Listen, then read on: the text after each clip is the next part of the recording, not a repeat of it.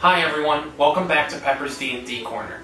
We're on part 2 of our character creation process, where this episode we're going to be talking about the races of Dungeons & Dragons. So those are the individual species that you get to play as a player character.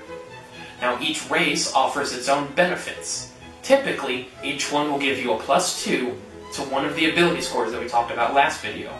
And then each sub-race will give you a +1 to a different ability score. Now, there's about 9 races that you can pick from in Dungeons & Dragons, and they go from your typical fantasy to there's a couple more weird ones. So, for this video, what I'm going to do is I'm going to go through each race, give the quick mechanical benefits for each race, and then at the end of the video, I'm going to link the player's handbook thing we have again, so that way you can read all of the other stuff about each of the races. Because if I tried to make it all one video, it'd be a very long and, well, very boring video.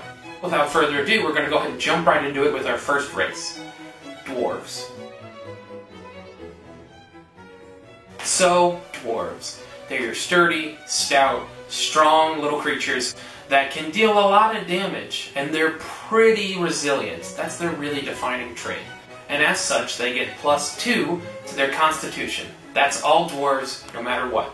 And then there are 2 individual sub-races for dwarves. You've got your mountain dwarves. Now they're the ones that, again, live up in the mountains, and they're your stronger ones. Strong and burly. And so they get +2 to their strength as well. So again, they get +2 to their strength, and +2 to their constitution. And then you have hill dwarves. A little bit more gentle, a little bit more wise, and as such they get +1 to their wisdom, instead of the +2 to their strength. So they get something different. And can speak Dwarven, obviously, that's one of the languages in the world, and then they also all speak Common. Common, I'm going to say it a bunch throughout the video, but Common is just the race that all creatures that are intelligent know to speak, so that way you're not sitting there at the table having to do a bunch of different languages. Again, you can feel free to create your own kind of character within each race. Don't feel limited to the stereotypes of dwarves. And now we're on to elves. Elves! Elves! Elves! All elves get +2 to their dexterity. That is the base thing that all elves get. And then within that, there are now 3 sub-races of elf. You've got your wood elves. Those are the ones that live in the forest. They're going to have all the tribal tattoos on them. Probably going to have like bows and arrows and a bunch of wood stuff with them. That's the kind of the vibe you get from them. And as such, with their attunement to nature, they get +1 to their wisdom. Next, we have the high elves. They're your highfalutin, very magic-centric elves.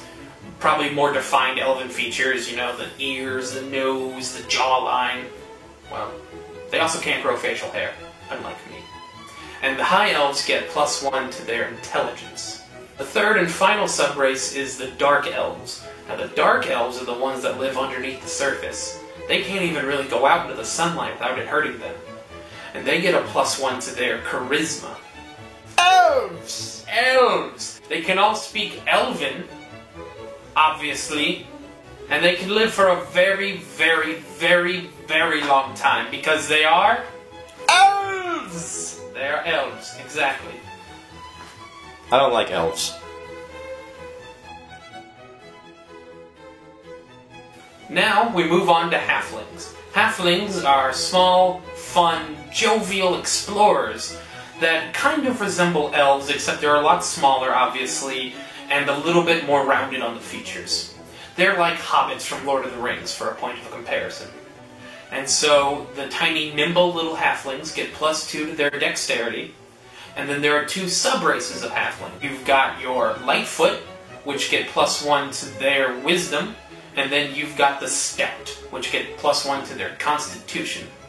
They have their own language called halfling, because most races do, before they all met each other and started speaking Common. See, I told you I'd say Common again. It's pretty common.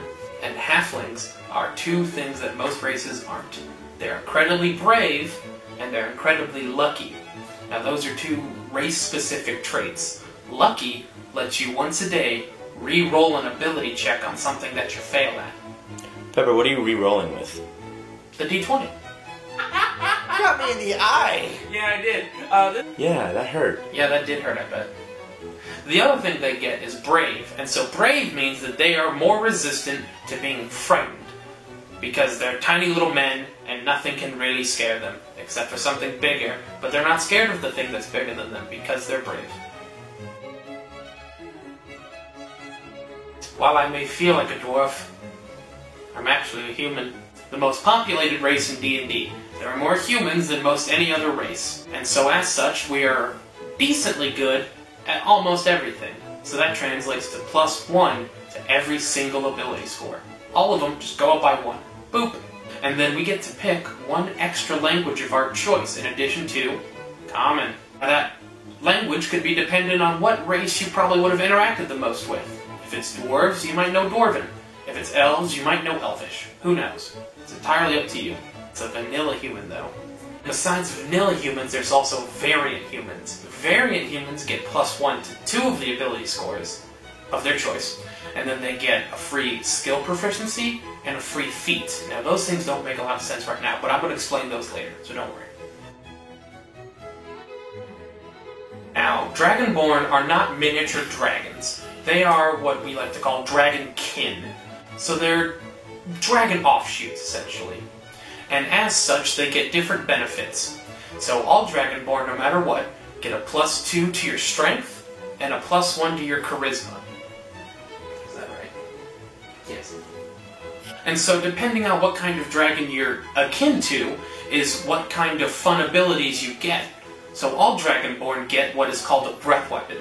Just like any dragon you've ever seen in mythology that can breathe fire, or cold, or poison, or lightning even. There's a bunch of different ones, and depending on which element essentially you're tied to, is what color you are, and then what damage resistance you get. So if you were a red Dragonborn that breathed fire, you would get resistance to fire damage. And that breath weapon damage scales as you get stronger. So it goes with you no matter what. And then they can all speak Draconic, because they're part dragon. Kin. Thing. They're dragonkin. And now we get to the very tiny, very intelligent, and very curious gnomes. So all gnomes get +2 to intelligence. They're very, very smart. And then there's 2 sub-races of gnome. You've got your forest gnome, which gets +1 to their dexterity. And you've got your rock gnome, which gets +1 to constitution. And then they all know Gnomish as a language, in addition to Common. Elves! Okay. But half. But half. But half. So do half of that. Elves. Sure. Half-elves get +2 to their charisma. And then they get +1 to 2 different ability scores of your choice. And then in addition to that, they get 1 free skill proficiency. Again, something I'm going to explain later, so future you will understand if present you doesn't. Then they get to speak Elvish, Common, and 1 extra language of their choice. So they get a lot of stuff, because they are part human and part... So next, we move on to the very strong, sturdy, and sometimes ruthless half-orc, which are half human and half orc. And as such, they get +2 to their strength, and +1 to their constitution, because again, they're part orc, so they're pretty durable, pretty tough.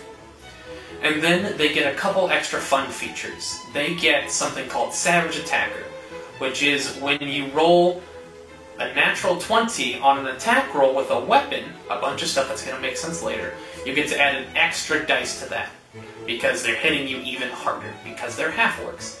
And then the other thing they get is called Relentless Endurance, which means any time that they would essentially be knocked unconscious by something, once a day they can go to 1 health instead. So a free revival, because they're just so darn angry, because they're part orc. And they got the little tusks, but they're not big tusks. It's a whole thing for them. And so they get to speak Common and Orcish. So, you're human. You make a pact with the great Lord Asmodeus of the 9 Hells in your life, and in return, he puts a stain on your bloodline, infusing you with infernal blood. Your descendants might be known as Tieflings, which are part human, part infernal monster. And as such, they get +1 to their intelligence and +2 to their charisma, and they also have horns and a tail. That's not really mentioned in the book, but I think it's cool. And then they get resistance to fire damage, because they're part devil, and then they get some free spells. Spells aren't something I haven't really talked about yet, because they're really complex, and I'm going to explain them later. Unless you've already watched that video and you're coming back to watch this again. In which case you understand. And then they also get to speak Common and Infernal. Infernal being the language of devils. And so those are all of the races from the player's handbook for you to choose from. And all of their mechanical benefits.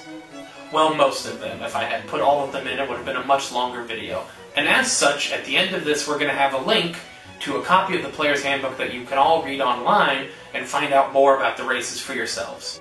And so next video, what we're going to be talking about is classes. The kind of person you're going to be in this world. So, thank you for watching Pepper's D&D Corner. I hope you enjoyed it, and I hope you're having fun along this journey with me. See you next time. I'm not.